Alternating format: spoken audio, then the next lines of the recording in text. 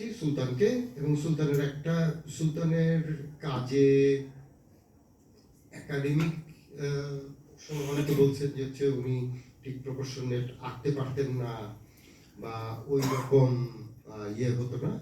আমরা এখানে একটু দু একটা পোর্ট্রেট একটু দেখবো। এখানে এই একটা পোর্ট্রেটের পরে আরেকটা ওনার একটা সেলফ পোর্ট্রেট আছে। এই দুইটা সেলফ পোর্ট্রেট আপনারা একটু দেখেন, এগুলো একটু বেশ প্রাচীন, এগুলো 56 সাল বা এরকম সময়ের দিককার সেলফ পোর্ট্রেট। তো সেই কাজগুলো আমার দেখার সুযোগ হয়েছে। তারপরে সুলতান বেড়ে উঠছেন। আচ্ছা, সুলতান কি ভাস্কর্য করার চেষ্টা করেছিলেন?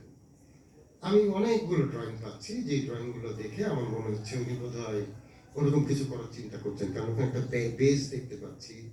হ্যাঁ, তারপরে সেখান থেকে উনি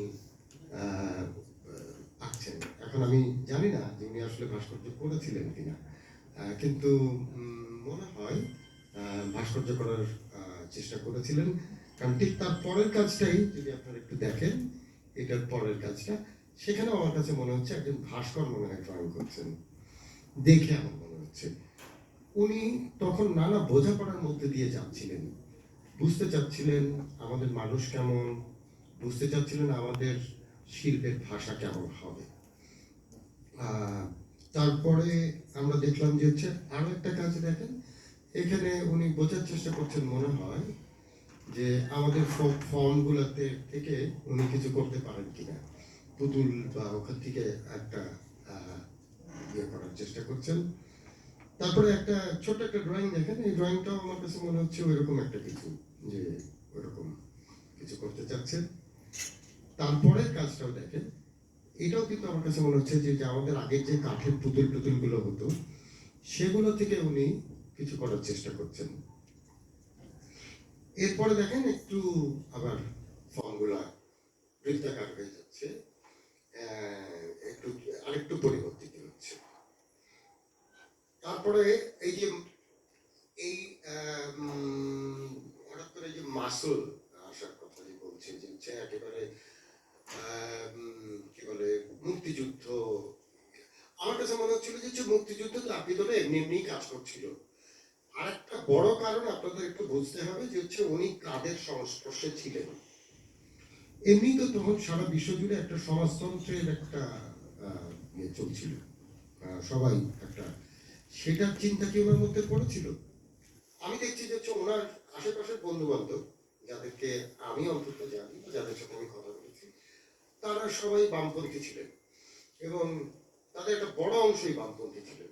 এবং বামপন্থী মানে কি, যারা মনে করতেন, তাদের একটা বড় অংশ মনে করতেন কৃষকের মাধ্যমে ওই যে গ্রাম থেকে বিপ্লব হবে আর কি, মানে এই যে একটা চীনা একটা চিন্তা, সেই চিন্তার কি একটা প্রভাব ওনার উপরে পড়েছিল, পড়ে থাকলেও থাকতে পারে, আমি জানি না, কিন্তু ওনার বন্ধু বান্ধবরা তারা ছিল। এবং এই কাজটাও ওই 55-56 সালের দিকের কাজ, যেটা আগে যে মাসলটা দেখছি, এরকম অনেকগুলো কাজ আছে, সেগুলোতে আমরা দেখবো যে এইরকম ভাবে উনি মাসলগুলা খোঁজার চেষ্টা করছেন। আচ্ছা ঠিক আছে, শক্তিটা খোঁজার চেষ্টা করছেন। এরপরে আমি দেখছি যে হচ্ছে আবার একটু অন্যভাবে চিন্তা করছেন যে এরকম ভাবে আঁকা যায় কিনা। এইটা কিন্তু ওনার ইয়েতে থেকে আসার পরেরই কাজ আর কি, মানে উনি যখন বিলেত থেকে আসলেন, এসে যশোরে যখন উনি থাকতে শুরু করলেন, তখনকার একটা কাজ।